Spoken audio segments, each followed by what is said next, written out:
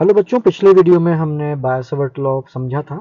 अब हम उसकी एक एप्लीकेशन कर रहे हैं। बायो-सावर्ट लॉ की हेल्प से किसी सर्कुलर लूप की मैग्नेटिक फील्ड हम कैलकुलेट करना चाहते हैं।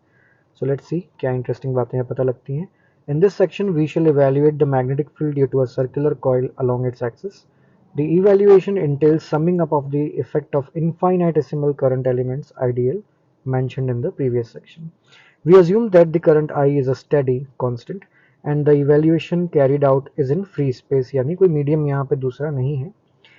Figure 4.9 depicts the circular loop. ये सर्कुलर लूप है जो यहाँ पे आप इस डायग्राम में देख पा रहे हैं, और इस सर्कुलर लूप की वजह से हमें जो पी पॉइंट आपको डायग्राम में नजर आ रहा है उसकी फील्ड कैलकुलेट करनी है। ये रहा पी पॉइंट, ठीक है। The loop is placed in the Y Z plane and its centre is along the origin O and has a radius r. The x-axis is the axis of loop. We wish to calculate the magnetic field at the point P on this axis.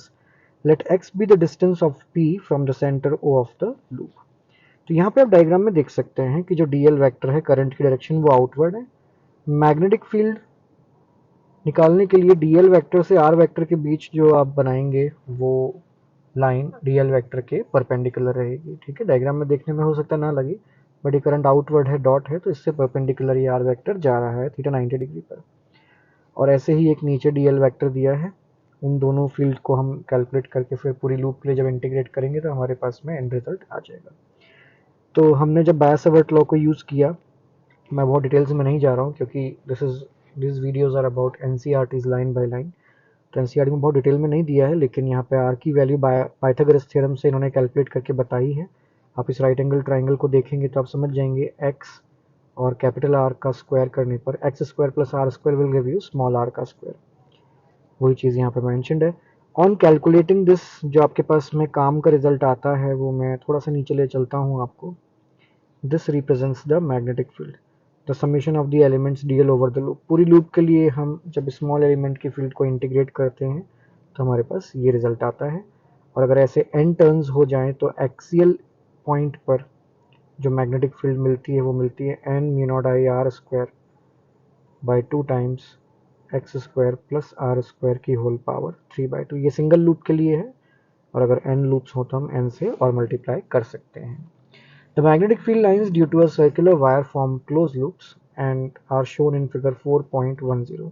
ऐसे किसी loop की axis पे जो line हमने देखी field वो तो straight line है, मैग्नेटिक फील्ड लाइन, लेकिन आसपास के रीजन में आप देखेंगे तो ये सारी लाइंस क्लोज लूप बना रही हैं, ऐसा यहाँ पे दिखाया गया है।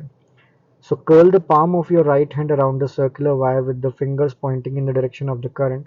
Right hand thumb gives the direction of the magnetic field. तो ये सब बातें हैं और इस पर बेस्ड कुछ इजी से क्वेश्चन है जिनको आप अटेम्प्ट कर सकते हैं। डायरेक्ट फॉर्मूले से हो रहे हैं क्योंकि देखिए एक्सियल पॉइंट का फॉर्मूला ये आया। अब अगर मैं पर्टिकुलरली सेंटर की बात करूं तो सेंटर पे x की वैल्यू 0 हो जाती है, और x की वैल्यू यहाँ अगर आप 0 पुट करते हैं तो सिंगल लूप के लिए रिजल्ट आता है mu naught I by 2r, और n आइडेंटिकल लूप्स के लिए रिजल्ट आता है n mu naught I by 2r। तो वही वहाँ पे इलस्ट्रेशन नंबर 4.7 में यूज़ किया हुआ है, और यहाँ पे भी जो आप देख रहे हैं इसमें भी आपको magnetic field due to the straight segments, अगर हम सेंटर पे फील्ड कैलकुलेट कर रहे हैं इनमें तो हम इनको टुकड़ों में तोड़ सकते हैं कि स्ट्रेट वायर की फील्ड हम अलग कैलकुलेट कर लें और आर्क्स की अलग।